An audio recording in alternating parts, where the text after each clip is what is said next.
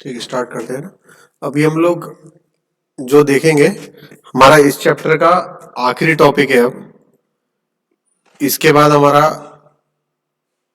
Permeability वाला जो chapter है हम लोग वो स्टार्ट करेंगे, बट अभी के लिए ये चैप्टर का आखिरी टॉपिक हमारा यही है, तो हम उसको देखते हैं। कोर्स सीविंग अपन ने पढ़ लिया था, ठीक है। अब अपन देखेंगे फाइन सीविंग। क्या देखेंगे? Fine sieving. फाइन सीविंग में बेटा क्या आएगा? 4.75 की सीप से अपन ने पास करके क्या देख लिया था? कोर्स पार्टिकल कौन से थे, फाइन कौन से थे। कोर्स मतलब ग्रेवल कौन से थे, है ना। सैंड भी कोर्स सैंड होती है, कोर्स सॉइल होती है, बट सैंड और ग्रेवल के बीच में ज्यादा कोर्स कौन है? ग्रेवल है। तो अभी अपन ने ग्रेवल का देख लिया था कि medium gravel, course gravel, fine gravel कैसे करेंगे अपन। 20 mm, 10 mm, 4.75 mm और 80 mm की सीप की मदद से कर लेंगे। फाइन सीविंग में कौन सी सॉइल आएगी? जो सॉइल आपकी 4.75 mm की सीप से आपकी पास हो चुकी है, ठीक है ना। इस केस में अपन जो सीप्स यूज करेंगे वो यूज करेंगे 2 mm की, 1 mm की, ठीक है, 600 माइक्रोन की, 425 माइक्रोन की, 150 माइक्रोन की और 75 माइक्रोन की, ठीक है। प्रोसेस अपनी सेम है जो अपन ने पहले किया था ना बेटा, कि अब ये जो मिट्टी है इसका भी अपन सीव एनालिसिस करेंगे 10 मिनट को तक। इन सीव से इसको अपन छानेंगे। छाने के बाद में इस प्रकार की सॉइल का भी हो सकता है डी, मतलब ऐसी सॉइल हो जिसमें 4.75 से सभी छोटे हो, इसका भी D60, D10, D30 निकाले और इसका CU और CC निकाले, तो ये सैंड के लिए हो जाएगा ये वाला क्राइटेरिया, ठीक है। जब ये सब अपना हो जाता है, इसके बाद अपन बनाते हैं ग्रेन साइज डिस्ट्रीब्यूशन कर्व, ठीक है, जो हम बनाते हैं सेमी लॉग ग्राफ पेपर पे। कुछ इस प्रकार से दिखता है आपका ग्राफ पेपर, वो है ना, इस प्रकार से ग्राफ पेपर दिखेगा। इसमें इस साइड तो आपका अपन नोट करते हैं परसेंटेज फाइनल, ठीक है, और इस साइड अपन लेते हैं पार्टिकल साइज।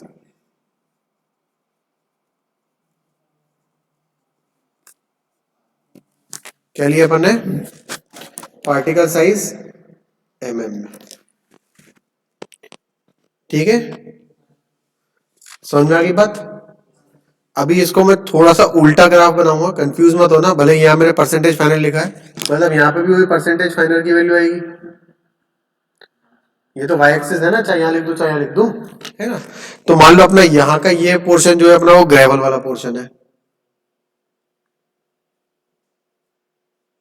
ठीक है। ये एक स्केल जो ग्राफ की ये दिख रहा है, इसका 1 से लेके 10 तक का, ठीक है ना।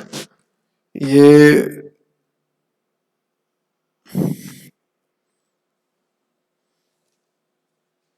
इसको मैंने ऐसा में रीडिंग है तो इसको ऐसे ही देख लेते हैं, ठीक है।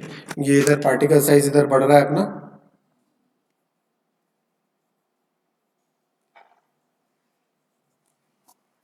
और ये परसेंटेज फाइनल अपना इधर बढ़ रहा है, ठीक है। अरे बात समझ में नहीं आ रही? ये अपना ग्रेवल वाला हो गया पोर्शन। ग्रेवल के बाजू में ये अपना सेकंड वाला पोर्शन कौन सा हो जाएगा? सैंड का। सैंड के बाद आएगा अपना सिल्ट, सिल्ट के बाद आएगा अपना क्ले, ठीक है। तो किस साइज पे, आप साइज कैसे अपन डिनोट करेंगे बताओ? बताओ। हाँ, इस पे रीडिंग भी तो लगानी पड़ेगी। 1 2 3, इसका 1 का मतलब क्या है, 2 का मतलब क्या है? लॉग स्केल पर, लॉग स्केल पर जैसे ये अगर 1 mm है तो यहां 10 mm है, ठीक है। लॉग 10 1 होता है। ये इधर 1 mm है, इधर 10 mm है, ठीक है। अगर ये 1 है तो यहां पर आएगा अपना 0.1, यहाँ 0.1 है तो यहाँ आएगा 0.01, यहाँ 0.01 है तो यहाँ आएगा अपना 0.001। समझ रहे हो? लॉग स्केल ऐसी होती है, हाँ हाँ, बुक में भी देख रहे हो तो उसमें भी ऐसी होती, ठीक है। तो अब साइज के हिसाब से कितना परसेंटेज फाइनल यहाँ पे इसमें अपना जा रहा है, उसको अपन अलग अलग वैल्यू को अलग अलग पॉइंट पे प्लॉट कर देंगे, और प्लॉट करके अपने को परसेंटेज फाइनल के ग्राफ मिल जाएंगे कुछ इस तरह से, ठीक है ना। ये अपने को ग्राफ मिल जाएंगे। तो ये जो ग्राफ बनता है, ये अपना इस प्रकार के ग्राफ अपने होते हैं पार्टिकल साइज डिस्ट्रीब्यूशन कर्व, ठीक है। मैं दूसरे साइड से प्रिंट करके लेके आया था, देख पा रहा हूं। तो ये जो ग्राफिकल होता है, ये सेमी लॉग ग्राफिकल होता है ना। और इस पेपर पे जो अपन कर्व बनाते हैं वो बनाते हैं पार्टिकल साइज डिस्ट्रीब्यूशन कर्व, ठीक है। अभी मैं आपको एक असाइनमेंट क्वेश्चन दूंगा, है ना।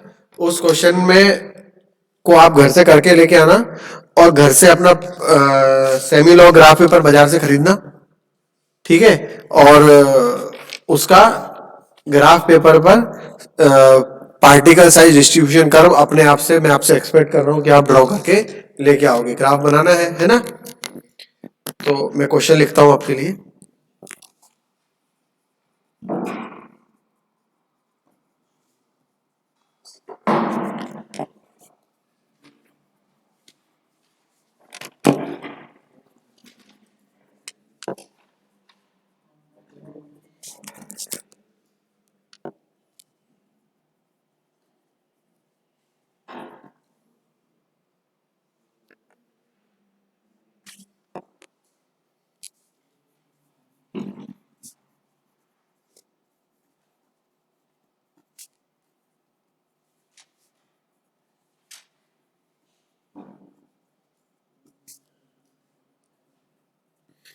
नेट पे थोड़ा स्टडी करना, और ये सभी ग्राफ वैसे मैंने समझा दिया है, पर अगर नहीं समझ में आता है तो एक बार नेट पे देख के ग्राफ बनाने के सीख के कोशिश करके, कल क्लास है अपनी सुबह पहली, तो इस क्वेश्चन का जवाब मुझे चाहिए ही चाहिए, है ना।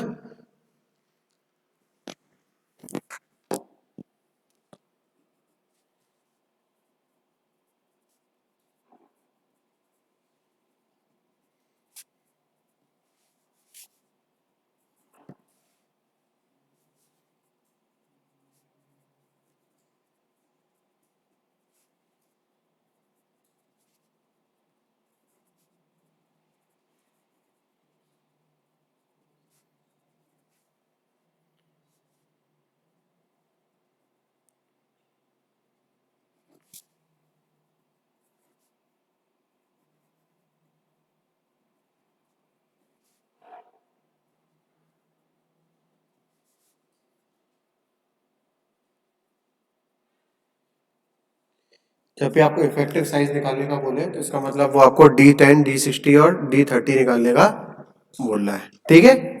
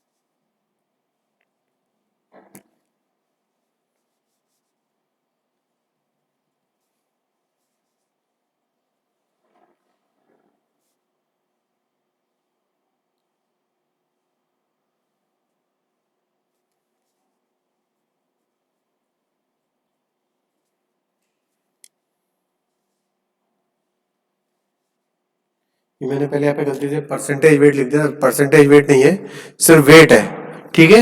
आपने टोटल 500 ग्राम सॉइल ली थी एनालिसिस के लिए, ये सीव साइज है जिससे आपने छन्नी से इन साइज की छन्नी छाना था। 4.76 mm की छन्नी पे 3.8 ग्राम मिट्टी रह गई, रिटेन मतलब रह गई। 2.4 की छन्नी पे 32 ग्राम रह गई। इस पे सब पे अपना अलग अलग दे के रखा है, ठीक है। आई बात समझ में?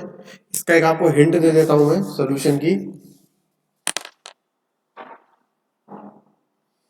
पहले एक टेबल बनाना जिसमें सीव साइज, वेट रिटेन्ड ग्राम में, परसेंटेज रिटेन्ड, फिर परसेंटेज क्यूमुलेटिव और परसेंटेज फाइनल। इसका मतलब क्या है देखो मैं आपको बताता हूं। जैसे 4.76, 2.40, 1.20, 0.60, 0.30, 0.15, 0.075, यही है ना? दिख रहा है ना? वेट रिटेन तो जो क्वेश्चन में दिया है वही आ जाएगा। 3.8, 32.2, 52.8, 38.7, 122.5, ठीक है, फिर 15, फिर 26, ठीक है। परसेंटेज रिटेन्ड, परसेंटेज रिटेन्ड कैसे निकालेंगे अपन?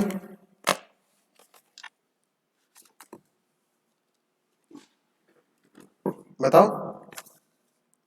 जैसे इस पर आपका 3.8 ग्राम बच गया है ना, तो 3.8 डिवाइडेड बाय 500 इंटू 100 मतलब 0.76% क्या हुआ, उस पर रिटेन हो गया, है ना। अगली वाली पे देखें, 32.2 डिवाइडेड बाय 500 इंटू 100, तो इस पे कितना हुआ, 6.44% रिटेन हो गया। क्यूमुलेटिव रिटेन का मतलब है इस पे कितना हुआ था, 0.76%, क्योंकि इसके ऊपर कोई और सीव नहीं है ना, बाकी सब इससे पास हो गया था। क्यूमुलेटिव मतलब इन दोनों को मिला के कितना रिटेन हुआ,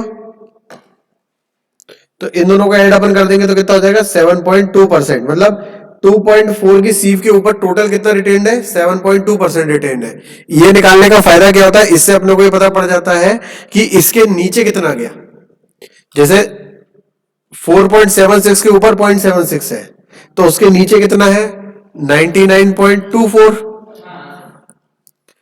2.4 के ऊपर कितना है, 6.44 भी ऊपर है, और 0.76 मतलब 7.2 ऊपर है, मतलब 92.8% उसके नीचे चला गया।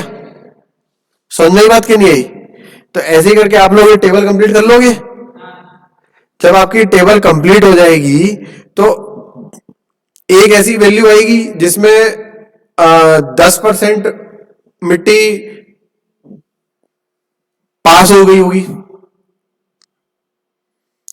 T10 निकालने का मतलब क्या है कि ऐसा साइज जिसके जिस साइज के नीचे 10% मिट्टी पास हो रही हो, यही मतलब है D10 का, है ना।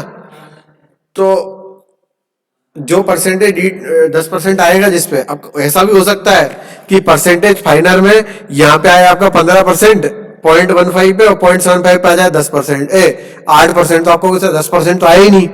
तो 10% का साइज कैसे निकालोगे, इन दोनों के बीच में होगा, तो इंटरपोलेशन करना पड़ेगा। इंटरपोलेशन करना आता है? इंटरपोलेशन नहीं आता? हाँ, तो ये भी असाइनमेंट है कि इंटरपोलेशन, जैसे अगर अपनी जीरो, मैं आपको बताता हूँ, 0.15 पे आपकी जो आएगी मिट्टी, वो आएगी आपकी कितनी, 18.2% आएगा यहाँ पे, 0.2, ठीक है। और 0.0175 पे आएगा 12.74, है ना। तो अब इसका मतलब 75 माइक्रोन से 12% मिट्टी पास हो रही है ना। और D10 का पे होता है 10% पे होता है, तो इसका मतलब 75 माइक्रोन मतलब 7 माइक्रोन से भी छोटा जो वैल्यू होगी उस पर D10 आएगा। तो कैसे निकालोगे, इंटरपोलेशन से निकालोगे, ठीक है। इंटरपोलेशन क्या होता है ये भी आप नेट पे सर्च करके आओगे। और इंटरपोलेशन की मदद से D10 निकालोगे, ठीक है। क्योंकि यहां पे जो वैल्यूज आएंगी ना वो एग्जैक्ट नहीं आएंगी, आपको इंटरपोलेशन करना पड़ सकता है, ठीक है। तो उससे आपका D60 और D10 आएगा, और ये वाली जो वैल्यूज आएंगी इनकी मदद से आप एक ग्राफ प्लॉट करोगे, वो भी आपको कल करके लेके आना है। थोड़ा सा खुद से मेहनत करो, है ना, पढ़ना है तो। और फिर अगर कुछ डाउट आता है तो मैं ये बताऊंगा, पर ये क्वेश्चन आपका असाइनमेंट का क्वेश्चन है, ये आपको कल करके आना है, ठीक है सभी को। तो यहाँ पे अपना ये चैप्टर ऑफिशियली, इसके सारे टॉपिक अपने खत्म हो गए जो जो अपने को पढ़ने थे, कोई टॉपिक नहीं रह गया है। कोई टॉपिक अगर आपको डाउट रहता है कि सर ये कैसा है, सेडिमेंटेशन एनालिसिस के बारे में मुझे बस आपको बताना है, क्योंकि आपके सिलेबस में इसका डिटेल्ड नहीं है। एक्चुअली इसमें अपन बेसिकली यही करते हैं कि अलग अलग पार्टिकल की अलग अलग सेटलिंग वेलोसिटी होती है, पानी में डूबने की अलग अलग वेलोसिटी से डूबता है। तो इसके स्टैंडर्ड चार्ट और ग्राफ है, तो अपन ये देखेंगे कि कौन सा पार्टिकल कितनी वेलोसिटी से डूब रहा है, उसको कितना टाइम लग रहा है डूबने में, उसके हिसाब से उस चार्ट में देख लेंगे, और उस चार्ट से अपने को पता पड़ जाएगा कि ये वाला पार्टिकल ये है, ये वाला पार्टिकल ये है, और उसका ग्रेन साइज डिस्ट्रीब्यूशन अपना बन जाएगा। इसके लिए अलग अलग मेथड होती है, पिपेट मेथड होती है, हाइड्रोमीटर मेथड होती है। कोई अगर ये सब पूरा पढ़ लेगा, उसको एक्स्ट्रा पढ़ना रहेगा कभी, तो वो भी मैं पढ़ा दूंगा, ठीक है। पर आपके जो सिलेबस में मैक्सिमम आपको पढ़ना है वो ये पढ़ना है, ग्रेन साइज डिस्ट्रीब्यूशन कैसे बनाते हैं, ग्रेन साइज डिस्ट्रीब्यूशन कर्व क्या होता है, सीव एनालिसिस क्या होता है, कौन कौन सा सीव सेट यूज करते हैं, इंडियन स्टैंडर्ड क्लासिफिकेशन क्या है, ठीक है। फाइन ग्रेन क्लासिफिकेशन क्या है, कोर्स ग्रेन कैसा है, कौन सी है ना, इस प्रकार से अपन बोलेंगे। तो ये वाली चीज आपके सिलेबस में थी, अपन ने पढ़ लिया है, ठीक है। क्लासिफिकेशन में थोड़ा बहुत मैं एक सुपरफिशियल लेवल का आपको थोड़ा सा एक आध 10-15 मिनट का क्लास और दे दूंगा, है ना। तो अभी या तो एक काम करो, ये क्वेश्चन को सॉल्व करने की कोशिश करो, ठीक है, और कल करके लाना। फिर थोड़ी देर बाद अपन जब अगला करेंगे तो अपन फिर अगला चैप्टर स्टार्ट करने की कोशिश करेंगे, ठीक है। ओके।